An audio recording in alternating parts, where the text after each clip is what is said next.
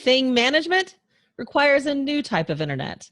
I'm Tonya Hall for ZDNet and Tech Republic, and joining me is Arthur Lozinski. He is the co-founder and CEO of Oomnitza.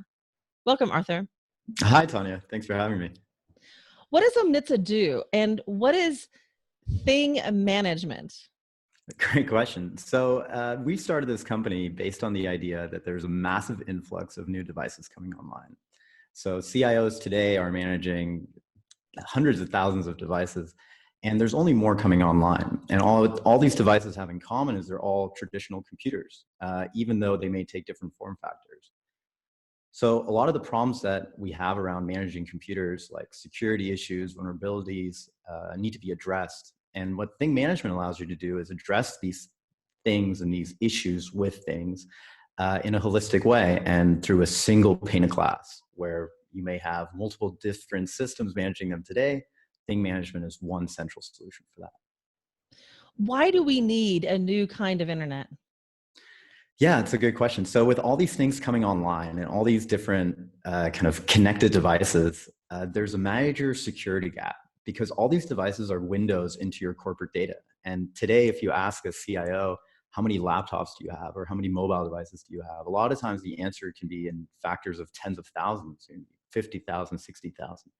And if you can't manage these windows into your world, or you don't know where they are, or you don't have the proper information about them, it can be very difficult for you to keep your corporate data safe. And so a lot of companies are now making investments into new solutions where traditionally they may have been for mobile devices or servers or computers or laptops. Now they have to be for everything that's becoming connected. Often hear about hacks through HVAC units or through treadmills or whatever else is connected in our office space. And those are now part of the CIO's job to be managed. And traditional tools just don't cut it. How do you use automation and asset management?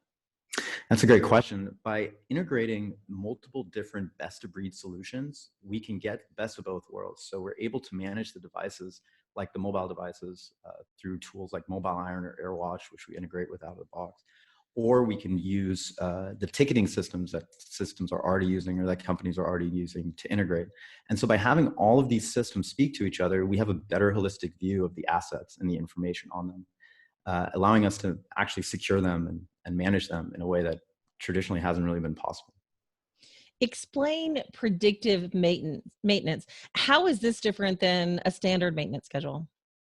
Yeah, so well, predictive maintenance is important because there's things that we can do before the device gets into a critical situation or is offline that allows us to prevent some of those things. So for instance, if we know that there's a patch coming up, or we know that, for instance, Adobe Flash is outside of a certain security protocol, then we can automate the process of updating those devices in a preventative way versus the device is down, we're supposed to be giving a presentation or a demo, and we're having some kind of issues, or the device has been security compromised and we already have loss of data versus getting ahead of the issue to avoid those kind of data losses. Your platform allows you to track assets on a map. How do you protect privacy and security for those who may be traveling with an asset? That's a great question. It's becoming a bigger and bigger problem, especially with certain countries where device data may not be respected in the same sort of way. So your corporate data at the point of entry or the port of entry at certain countries can be a massive issue. And so what we're seeing a lot of companies do now is give loaner devices to executives or people who are moving across borders. And the management of those devices is just as important as the actual devices that the user uses every day. And the management of those loaners, knowing where they are, who they've been given to, is mostly manual tasks today. And so automating processes like that is core to thing management. You say that to keep security top of mind, lock down every asset in your organization possesses. So how do you do that without impairing usability and convenience? That's a great question. Well, it comes down to leveraging the tools you already have today. The last thing knowledge workers want, especially knowledge workers that are in IT or in computers, is more stuff on their device.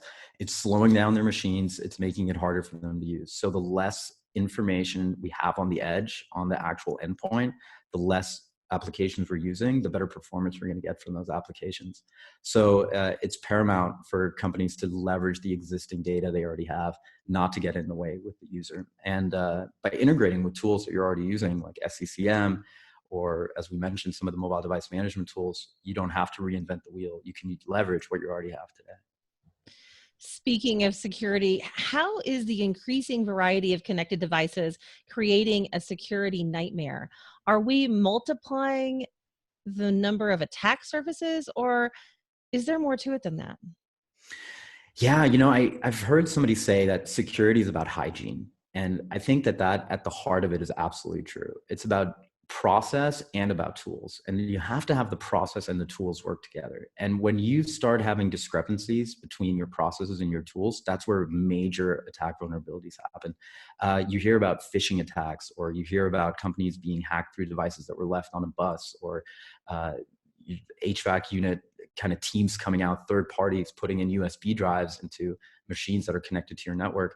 And all those things can be mitigated through good process and hygiene. And the issue today is that a lot of that is manual. The processes we need to do to secure our devices are manual, and they require a lot of people. And through thing management, we automate those tasks. And so the things that are manual today, like make sure every device is encrypted, or make sure that every device has antivirus on it, those are easily automated things that today are mostly manual and done by humans through tickets. Do you envision a day when standards and protocols exist to let devices phone home and report the health of their status? Yeah, I think that that's happening more and more. And I think that that's the right approach to thing management. And you have to balance that by having the right tools that allow you to manage those devices and all the data that's coming off of them. Yeah, I think that's definitely the future and an exciting part of thing management. What asset management best practices would you recommend?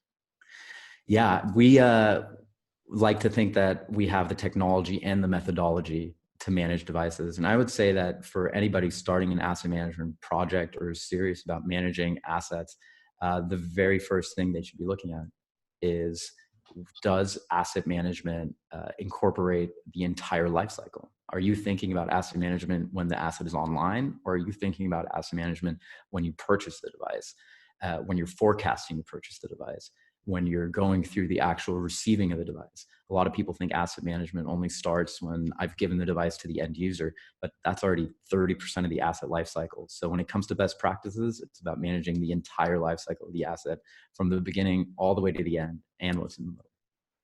Arthur Lozinski, co-founder and CEO of Oomnitza. Thanks so much for joining. If somebody wants to connect with you and find out more about the work that you're doing or get some more advice, how can they do that? Oh, great. Oomnitza.com is a great way to learn more about us and to get in touch. We're a team at Oomnitza.com or Arthur at Oomnitza.com. Happy to hear from you guys. Sounds good. And if you guys want to find more of my interviews, you can do that right here on ZDNet or Tech Republic, or maybe go to my website, tonyahall.net. I've got links to all my social sites. Thanks for watching.